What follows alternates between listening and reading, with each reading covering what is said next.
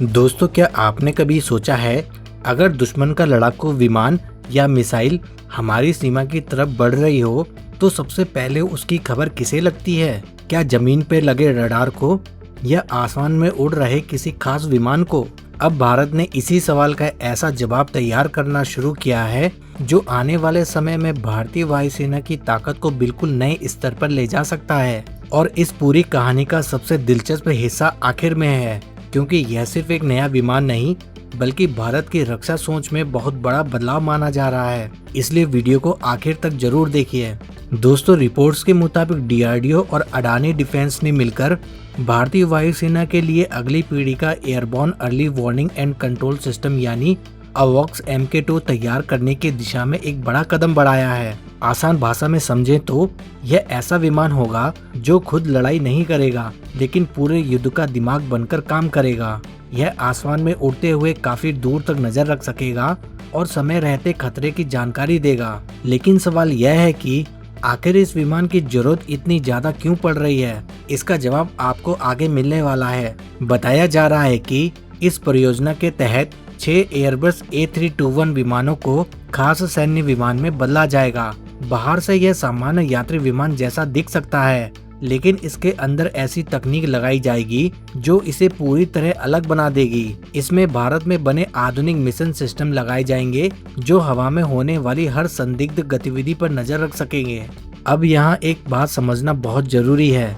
अगर दुश्मन का कोई लड़ाकू विमान, ड्रोन या मिसाइल बहुत तेजी से हमारी तरफ बढ़े तो हर सेकंड बहुत कीमती होता है। जितनी जल्दी जानकारी मिलेगी, जवाब उतना ही तेज दिया जा सकेगा और यही काम यह नया सिस्टम करेगा। लेकिन पूरी कहानी यही खत्म नहीं होती।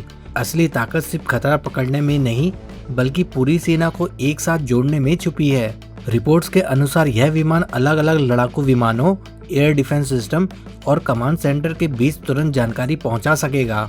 सोचिए, अगर एक जगह खतरा दिखे तो उसी पल देश के कई सैन्य ठिकानों को उसकी सूचना मिल जाए तो जवाब देने की रफ्तार कितनी बढ़ जाएगी। आधुनिक युद्ध में यही सबसे बड़ी ताकत मानी जाती है। अब यहाँ एक और बड़ा सवाल उठता है, आखिर इस परियोजना में अडानी डिफेंस की भूमिका क्या होगी? जानकारी के मुताबिक डीआरडीओ इस पूरे मिशन की तकनीक और जरूरी सिस्टम तैयार करेगा, वहीं अडानी डिफेंस विमान में इन सभी सिस्टम को लगाने, इन्हें एक साथ जोड़ने, उत्पादन और लंबे समय तक इनकी देखभाल की जिम्मेदारी संभालेगा। बताया जा रहा है कि आने वाले लगभग 30 वर्षों तक इन विमानों के रखरखाव और अपग्रेड की जिम्मेदारी भी इसी समझौते का हिस्सा हो सकती है। यहीं से इस खबर की अहमियत और बढ़ जाती है। पहली बार किसी भारतीय निजी कंपनी को इतने बड़े स्तर पर ऐसे एयरबॉर्न मिशन प्लेटफॉर्म की जिम्मेदारी मिल रही है।